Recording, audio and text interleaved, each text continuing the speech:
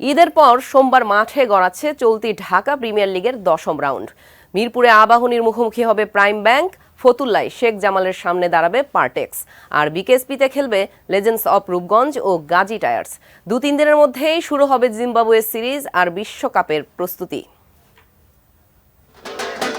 ঈদের আমেজ শেষ না হতেই এসেছে পহেলা বৈশাখ।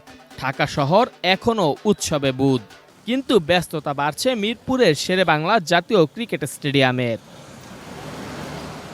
এই যেমন পহেলা বৈশাখের সকালে মিরপুরে অনুশীলন করেছেন মুশফিকুর রহিম। চোটের কারণে শ্রীলঙ্কার বিপক্ষে টেস্ট সিরিজ মিস করা এই উইকেটকিপার ব্যাটার আছেন মাঠে ফেরার অপেক্ষায়। ডিপিএল দিয়েই মুশফিক সহ অন্যান্য ক্রিকেটাররা মাঠে ফিরছেন। সোমবার থেকে শুরু হবে ঢাকা প্রিমিয়ার লিগের 10ম রাউন্ড। এদিন মিরপুরে খেলবে আবাহনী প্রাইম ব্যাংক, ফতুল্লায় শেখ জামাল পারটেক্স, বিকেএসপিতে খেলবে লেজেন্ডস অফ রূপগঞ্জ ও গাজী টায়ার্স। ডিপিএল ছাড়াও সামনের দিনে ব্যস্ততা বাড়বে জাতীয় দলের ক্রিকেটারদের।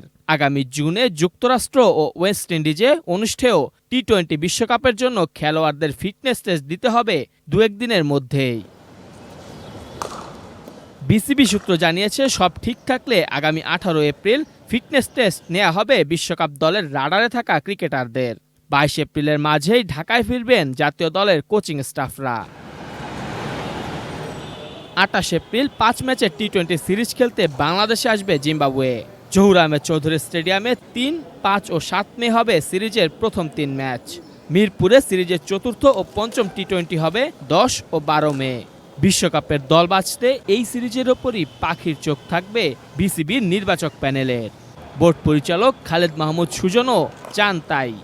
যাদেরকে আমার বিশ্বাস থাকবে, যারা আমাকে ওয়ার্ল্ড কাপে খেলবে, যাকে সিলেক্টররা কিংবা কোচ ম্যানেজমেন্ট অধিনায়ক বিশ্বাস করবে, তাদেরকেই আসলে জিম্বাবুয়ে সিরিজ থেকে শুরু করা উচিত।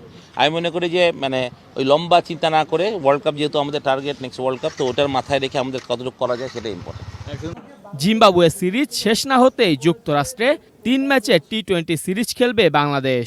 টেক্সাসে 21, 23 ও 25 মে হবে সিরিজের 3টি ম্যাচ। এরপরই বিশ্বকাপ বৃত্তে ঢুকে পড়বে নাজমুল হোসেন শান্তর দল। Mehedi Hasan Munna, sports desk, ATN news.